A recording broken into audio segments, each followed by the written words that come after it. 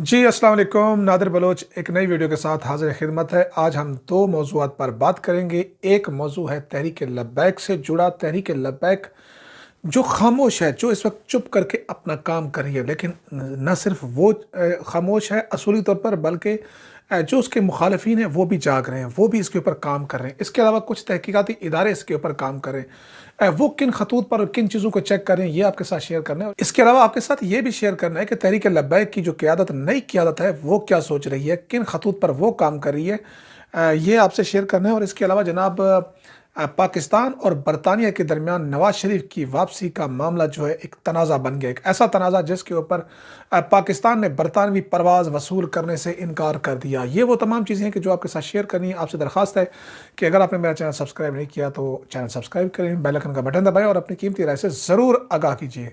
तो जी, बात करते हैं सबसे पहले तहरीक लब्बैक की, कि तहरीक लब्बैक के ऊपर इस वक्त क्या काम किया जा रहा है, तहकीकाती इदारे किन के ऊपर काम करें। इस्लामाबाद में जो मुख्तलिफ NGOs हैं, जो तहकीकात से जिनका काम है, वो क्या सोच रहे हैं, किन खतूत पर काम करें, इसको मैंने आपके साथ बताना है और आपके साथ शेयर करना है। सबसे पहले तो इस बात का जायज़ा लिया जा रहा है कि तहरीक लब्बैक के अंदर कितना पोटेंशल है, और इस पोटेंशल को चेक करने के लिए जिस चीज़ ने मजबूर किया है इनको, वो चीज़ है अल्लामा खादिम हुसैन रिजवी साहब का वो जनाजा, जिसमें तकरीबन लाखों अफराद शरीक हुए। ये बात भी काबिल गौर है इनके लिए, तहकीकाती इदारों के लिए, कि PDM जो 11 जमातों पर मुश्तमिल है, और वो जमातें जो अपने आप को मेन स्ट्रीम जमातें कहती हैं, जो मुल्क गिर जमातें कहती हैं, लेकिन वो मीनार पाकिस्तान पर जाकर ठुस हो जाती हैं।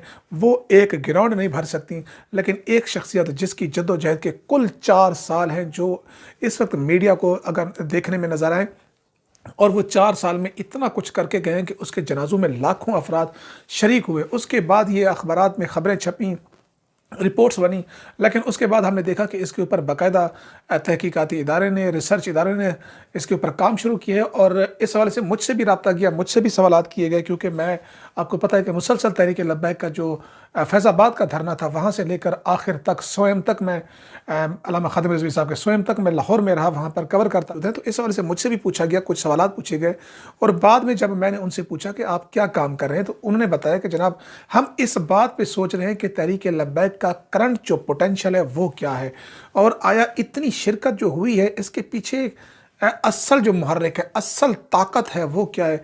4 साल के अंदर एक तंजीम इतनी खड़ी होती है कि उसके जनाजे में इतने अफराद के, उसको एरियल ड्रोन जो है वो भी सही कवर नहीं कर पाता, और उसके लेंस जो है महदूद पड़ जाते हैं। उसको कैप्चर करने के लिए कई किलोमीटर सफ़र करता है, लेकिन हमें सर ही सर नज़र आते हैं। तो ये वो बुनियादी चीज़ें थी जिसके ऊपर वो कोशिश करें, काम करें, और इस बात पे भी काम कर रहे हैं कि आइंदा इलेक्शन में ये जमात कोई बड़ा सरप्राइज़ तो नहीं देने जा रही। और साथ में इस बात का भी जायज़ा लिया जा रहा है कि तहरीक लब्बैक जो है, अपने स्ट्रक्चर को जो UC लेवल तक ले गई है, उसकी मजबूती के लिए क्या काम करी है, और स्ट्रक्चर का अंदाज़ क्या है, काम का अंदाज़ क्या है, और किस अंदाज में वोटर को जो है मोटिवेट किया जा रहा है, कि कहीं ऐसा तो नहीं कि आइंदा आने वाले दिनों में ये एक बहुत बड़ी सियासी कुव्वत बनकर उभरे। अच्छा, इस चीज़ के पीछे एक चीज़ जो तहरीक लब्बैक की सोशल मीडिया टीम है, वो भी बड़ी, यानी कि जानदार, उनके जो ट्रेंड खड़े होते हैं, उसकी वजह से भी लोग मुतवज्जो हुए, इदारे मुतवज्जो हुए। बुनियादी तौर पर इस चीज़ को यानी कि जज किया जा रहा है, जायज़ा लिया जा रहा है, असेस किया जा रहा है कि तहरीक लब्बैक की जो अफरादी कुव्वत है वो कितनी है, इनका अंदाज़ क्या है, और इस जनाजे में किस तरह जो है आम तबकात, आम लोग जो हैं वो शरीक हुए। क्योंकि अमूमन इस जमात के बारे में जो तासुर दिया गया, जो तासुर उभारा किया है, जो रेस किया गया है, वो ये है कि ये लोग पुरतशद्दुद हैं, ये जज्बाती लोग हैं। लेकिन इस जनाजे में हमने देखा कि न सिर्फ आम लोग शरीक हुए हैं, बल्कि पढ़े लिखे अफराद भी। पढ़े लिखे से मुराद, जब मैं बात कर रहा हूँ आपसे, तो उससे मुराद कॉलेजेस हैं, यूनिवर्सिटीज़ हैं, उसमें जो है तालिब इल्म है, उसके अलावा जनाब असातिज़ा हैं। मैं 2 इदारों के नाम लूँगा कि जो इस्लामाबाद से यहाँ से शरीक हुए हैं, और इसके ऊपर डॉन अखबार, अंग्रेज़ी अखबार ने बाकायदा इसके ऊपर एक राइटअप लिखा है। उनमें जनाब एक है सदीक पब्लिक स्कूल रावलपिंडी से असातिज़ा गए हैं, और दूसरा पंजाब कॉलेजेस ग्रुप से जो इस्लामाबाद से ताल्लुक़ रखते थे, यहाँ से असातिज़ा गए। तो इसका मतलब ये लिया गया है अखबार की तरफ से भी और बाकी इदारों की तरफ से भी, कि ये अब तहरीक जो है एक ख़ास तबके से हट कर अब जो है ये पढ़े लिखों में इन्फ्लुएंस कर रही है, उनको भी अपील कर रही है। तो इसकी बुनियादी रीज़न क्या है, वो ये चीज़ें इसके ऊपर जो है जायज़ा लिया जाए। ज़ाहिर है कि तहरीक लब्बैक के लिए जहाँ पर एक मुस्बत बात है, वहीं पर उनके लिए ये भी चैलेंज है कि अब उनके दुश्मन भी बढ़ेंगे और इनको तोड़ने के लिए और इस तहरीक को बखरे करने के लिए अंदर से अफराद भी तैयार किए जाएंगे। जिस तरह वो कादरी साहब जो है, पीर अफजल कादरी जिस अंदाज में सामने है, तो वो उसकी एक मिसाल है। इस वक्त जो काम किया जा रहा है तहरीक लब्बैक की मरकजी क़यादत साद रिजवी साहब जो काम करें वो है दस्तूर के ऊपर काम। अभी तक इस तंजीम का दस्तूर नहीं बना था। इस वक्त जो सबसे बड़ा चैलेंज है वो ये है कि दस्तूर बना जाए और इसके ऊपर जो एक दस्तूर के ज़रिए अपनी जो बात है उसको वाज़े की जाए कि हमारा मकसद क्या है, क़याम क्या है, हम क्यों आना चाहते हैं, अगराज़ व मकासद क्या है, ये चीज़ है। इसके अलावा जनाब सिस्टम को मुनज़्ज़म करना, ये दूसरा नुक्ता है जिसके ऊपर साद रिजवी साहब अपनी शूरा के साथ मिलकर इस पर काम करें कि यूसी लेवल तक हमारा सेटअप तो मौजूद है, मज़ीद किस तरह कॉलेजेस में, यूनिवर्सिटीज़ में और दीगर इदारों में और उसके ऊपर काम करके उनको मुतवज्जे किया से लाया जा सकता है। तीसरा जनाब एक प्रोपेगेंडे के ऊपर साद रिजवी साहब ने कि जदीद खतूत पर मैंने पहले भी बताया था कि ये इन चीज़ों से आगाह हैं और इस पर काम करें कि उनके ख़िलाफ़ इनके बकौल प्रोपेगेंडा ज़्यादा है, जबकि हकीकत यह है कि ये पीर व फ़कीर और अम्बिया, औसिया और औलिया के मानने वाले लोगों के ऊपर, यानी कि उनके बकौल तंजीम के तर्जबान के बकौल के उनके ऊपर ये इल्ज़ाम है कि वो पुरतशद्दुद लोग हैं, जबकि वो इंतहाई पुरअमन लोग हैं। और मीनार पाकिस्तान का जलसा लाखों अफराद, एक गमला भी नहीं टूटा, किसी को कुछ कहा भी नहीं गया, उसकी ये एक वाज़ेह मिसाल है। ये मैं नहीं कह रहा, तहरीक लब्बैक के तर्जमान करें और वहाँ की जो पुरफ़िज़ा थी वो कह रही है, जिसमें मैं खुद भी शरीक था, मैंने इसको नोट किया। इसके अलावा जनाब इस यानी कि 3 काम हो गए, दस्तूर साजी, मुनज़्ज़म करना और प्रोपेगेंडे का जवाब।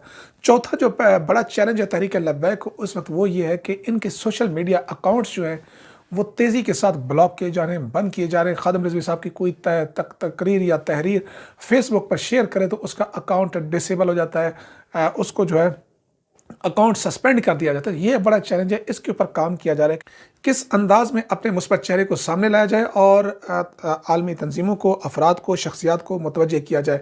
और साथ में ये भी बावर कराने की कोशिश की जा रही है कि हम तो रिएक्शनरी लोग हैं, हम तो हमेशा हमने रद्द-ए-अमल दिया, हमने कभी यानी कि ऑफेंस नहीं किया। अगर फ्रांस ने तौहीन किया तब उठे हैं, वरना हमने तो कभी फ्रांस को बुरा भला नहीं कहा, किसी मुल्क को नहीं कहा, किसी शख्सियत को नहीं कहा।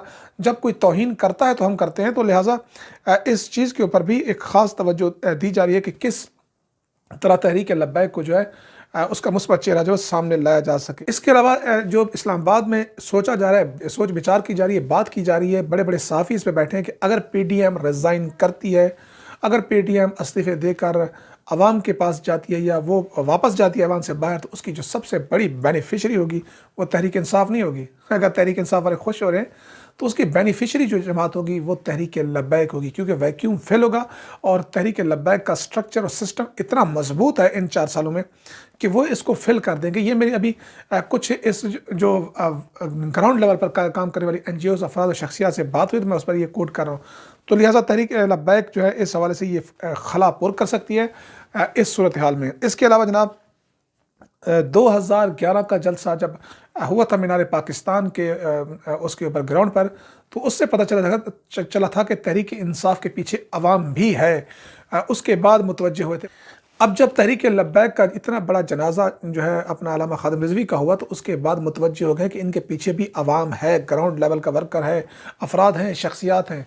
और उसके बाद हम बरतानिया के हवाले से जनाब मैंने आपको जो खबर दी है वो ये है कि नवाज शरीफ की वापसी का मामला जो है वो आलमी तनाज़ा बन गया है और वज़ीर आज़म इमरान खान जो इसके ऊपर बहुत संजीदा है कि उनको वापस आना चाहिए, वापस लाया जाना चाहिए और बरतानवी हुकूमत को साथ देना चाहिए। जब बरतानिया ताउन नहीं कर रहा तो पाकिस्तान ने बरतानिया की वो परवाज़ जिसके 40 वो जो मुसाफिर, वो अफराद के जो गैर कानूनी तौर पर बरतानिया में मुकीम थे और उनके डिटेंशन सेंटर में थे, उनको लाया जा रहा था, उसको रिसीव करने से माज़रत कर ली गई कि जब 40 गैर कानूनी अफराद को आप पाकिस्तान वापस कर रहे हैं तो एक साबिक प्राइम मिनिस्टर जो अदालत का सज़ा याफ्ता मुजरिम है उसको वापस क्यों नहीं ला सकते। तो इसके ऊपर दोनों मुल्कों के दरमियान एक मामला जो है संजीदा बन गया है। शहजाद अकबर साहब ने खत लिखा था बरतानिया को, जिसके जवाब में उन्होंने कहा कि बरतानिया अपने कानून के तहत फैसले करता है, लिहाजा इसके ऊपर ये मामला इतना तनाज़ा बना कि पाकिस्तान ने ये परवाज़ जो है रिसीव करने से इनकार कर दिया और इसको बरतानवी अखबार ने बाकायदा कोड किया और इस वक्त आलमी खबर बनी हुई है। दोस्तों, आपको ये वीडियो कैसा लगा? अपने फीडबैक से कीजिएगा। मुझे दीजिए, अल्लाह हाफ़िज़।